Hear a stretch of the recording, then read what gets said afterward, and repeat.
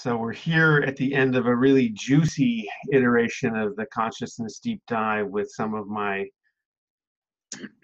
fellow travelers from the days of Occupy Cafe, an initiative that was both virtual, mostly virtual, but occasionally on the ground, uh, connecting of the movement, the Occupy movement, to the wider world. So we had a little reunion as a way of doing the deep dive. Like, let's do it with some people I haven't seen in a while, and we've had a great time. And there've been some really interesting comments and patterns and insights and learnings, and just it's been good to hang together. Thought we'd record a short video with some reflections of what showed up.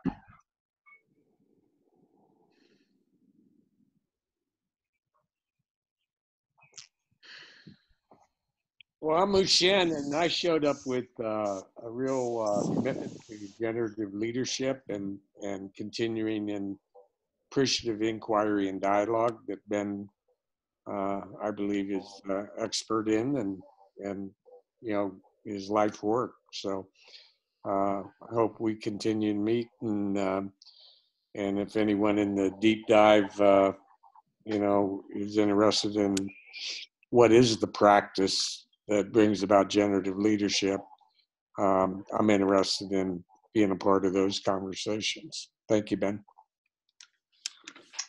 Yeah, and I really appreciated your naming the power of small groups, that being in dialogue consistently over time, building relationships with an action focus, but also at the same time recognizing you need that trust and that connection, and that if you scale too much, the transformational mojo is not isn't going to show up.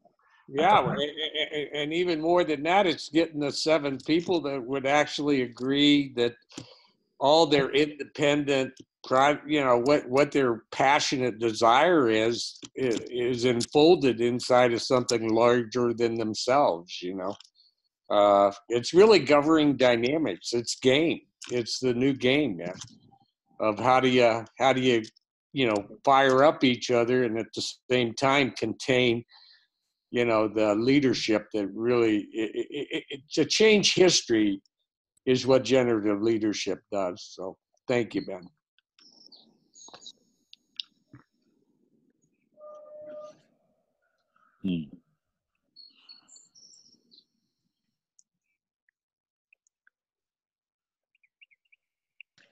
Well, this is my 3rd or 4th deep dive conversation since Ben started this thing, and I just want to report out that there's a part of me that is dedicated in a whole new way to stopping the violence, starting with the violence that I do to myself every day because of the way I was raised. And one of the things that came up in my 2nd or 3rd deep dive conversation was how outraged I am that I find myself in the energetic of just kind of murderous rage, all day long, every day if I check in.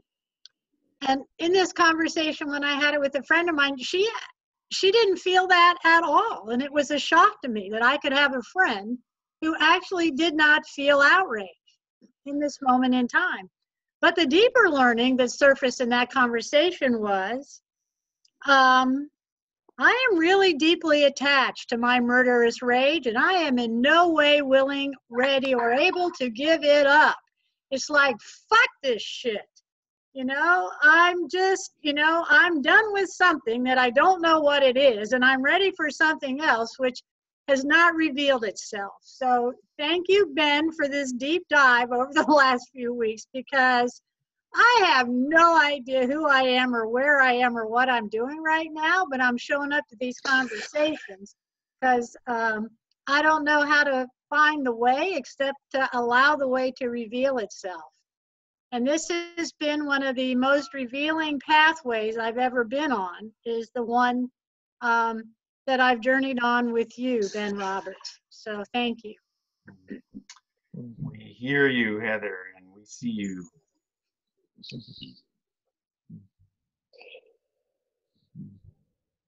So being the outsider in this group and the, kind of joining this for the first time, the thing that I can share is just the appreciation that you guys have continued. Well, first that you stepped up back when you did, took the actions that you did, you've pursued the paths that you have, and you keep questioning. And these are the places where I'm at, the projects that I'm involved with are trying to bring together folks like yourselves that have had the experience, you've lived the experience, you're immersed in it, and you've got something to share. And there's the next generation coming up who's got lots that they want to share. How do we bring all this together? And I think this is a great way to do it. And Ben, thank you. Yeah, the intergenerational piece was a really interesting part of our dialogue. Sort of how much do we, as elders, this calls pretty much in that category, have to offer versus how much have we just, do we just embody everything that's gotten us into this mess and we need to get out of the way and let the kids lead, or is it a learning together that we all can do? You know, some combination of that. I thought that was powerful. Another thing that's stuck out for me was this the old sort of doobie thing that Heather talked about. That was a theme earlier in this conference weaving dialogue process too. We did some open space, but you know, action versus presence and being and you know, inner work, the polarity there. And I loved, Heather, when you said you just tired with that, being in the dialogue world for so long. It's like, enough of that conversation. The other iteration that shows up, or I think something's related to that, or maybe the frustration that I sometimes sense from people on the action side of that, to say, you know, enough of this talk without action. It has to do, I think, with hope and despair and the polarity there, and that if you're sensing despair looming, you know, then you feel this desperate desire to be in action, and conversations that don't move that forward feel, you know, crazy making. But I think that you know, clinging to hope, this is what animated us at the end of Occupy Cafe, you know, back in 2012, 2013, was Meg Wheatley talking about how stories of hope weren't really working for people that had been doing this work for decades, and they were now in despair. And she came to see any story of, you know, inevitable, it's going to all work out, as just being a cover for despair looming around the corner. And what she named instead was grief, that we needed to work through our grief and our pain. And then on the other side of that was what Joanna Macy would call active hope, or Wheatley quoted out Václav Havel has a thing on hope, sort of reframing it not as any attachment to outcome, but as this thing you have to do. The other way that I've learned to look at grief, the power of grief, is that it's a manifestation of love. We grieve what we love the most, and if we're in pain, it's because of the love that really is the source of the work we need to do, whether it's a small group or out in the world or inside ourselves. So moving into a polarity of grief and love, and out of one of hope versus despair, or action versus, you know, being and doing, is something I'm seeing more clearly from this conversation.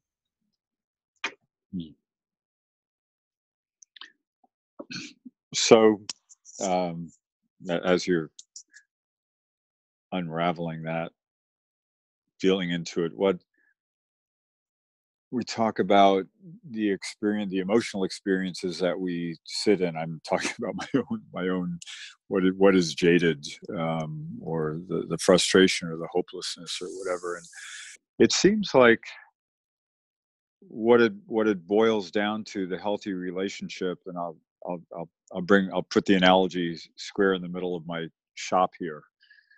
I know what it feels like when I have you know, everything I do is custom, one-off, and I'm sitting here and I'm getting frustrated, and because I don't know the particular action to do. I don't know the path to take.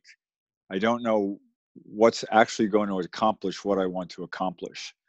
And it feels like, whether it's rage or, you know, exploding out, or whether it's grief or hopelessness imploding in, it seems like we end up there when we don't trust that what we're doing or how we're being is in harmony. with the situation. And I use the word in harmony, the word or phrase in harmony, because it's like the I Ching. You know, the I Ching will take you all over the map. You know, you must be active and without expectation, or you must sit down while standing up. You know, it gives all these, you know, very paradoxical suggestions of or readings of how to be. And I think I really do believe the key, and what the key has been for me kind of surfing through this time, is when I find myself wanting to throw something hard and heavy through the wall because of what I'm reading on my news thread or listening to the orange man say something that's completely ludicrous. And he's still saying it, which is even more ludicrous that he's even there. You know, it's like, okay, whoa, wait a minute. I'm way tipped outside of myself, and I have to breathe, and I have to ground, and I have to actually literally reorient my consciousness. You know, I kind of soften my focus. I actually look back. I look to the back of my head for the origin of my consciousness, to get into this space of like, okay, wait a minute, hit the reset button. Who am I? Who am I? You know, what am I? What is all this? And so that's a deep dive in the other direction, but it reorients and it resets me so that I can get into as much of the present moment as possible. Outside of the present moment, I am absolutely useless. And so what you were saying, Ben, about, you know, sometimes when we feel driven to activity, the activity doesn't do any good if it's coming from just anxiety and ungrounded and just like I'll get off a crowded freeway just to be driving through side streets so that I'm in motion. It'll probably take me an hour longer, but at least I'm moving. You know, it's so, you know, it's really, ultimately, I believe that this really is a test of mastery. I had this saying I made up a while ago, and didn't make it up. It just flew out of my mouth. But, you know, life is not meant to be easy. It's meant to be thorough. And so what's in front of me is a reflection of me. And how am I going to be with this? Am I going to be enraged? Well, if I'm enraged, it's likely that I have no clue, or I'm not considering what my choices are. Anger comes from overriding our choice, either having it being overridden or overriding it myself. You know, and so I think it's like it comes back to knowing who we are. What am I attuned to? What are my gifts? What are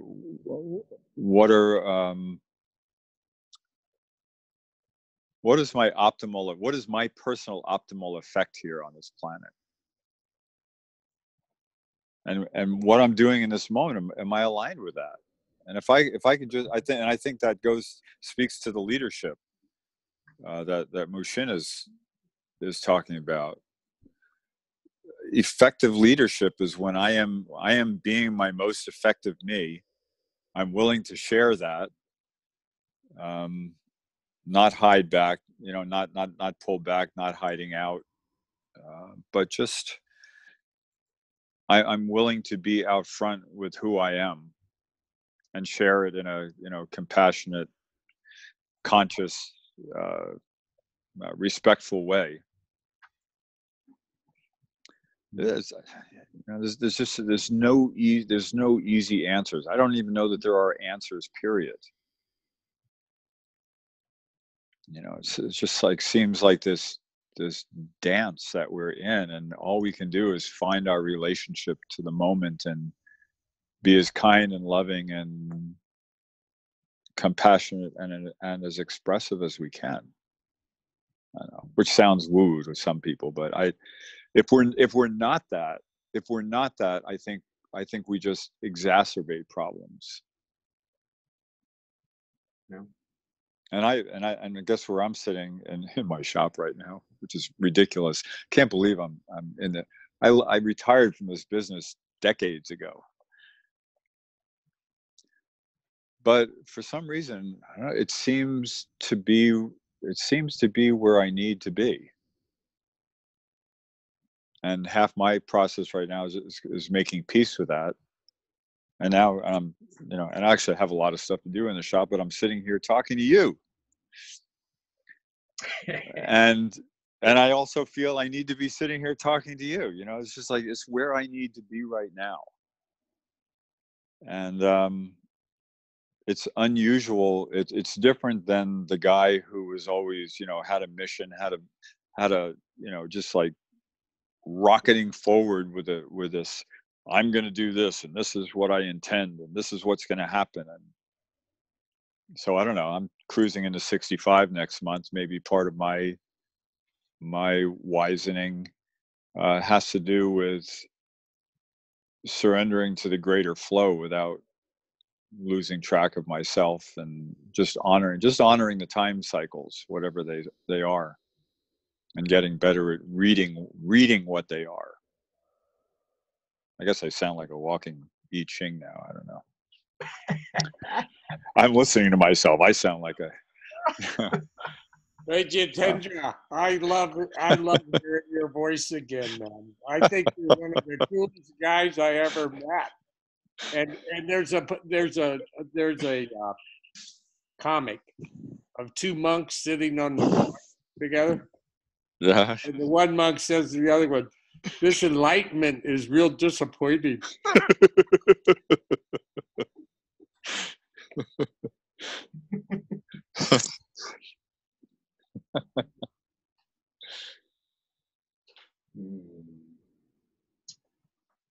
Any final words for our fellow divers out there? And nice to meet. Is it Mark? Yes, thank you. You too. You look like Hawaii's in the background. Are you in Hawaii? I'm actually on the other side of the Pacific. The Pacific's right behind me. I'm in Southern California. Okay. Yeah. Cool.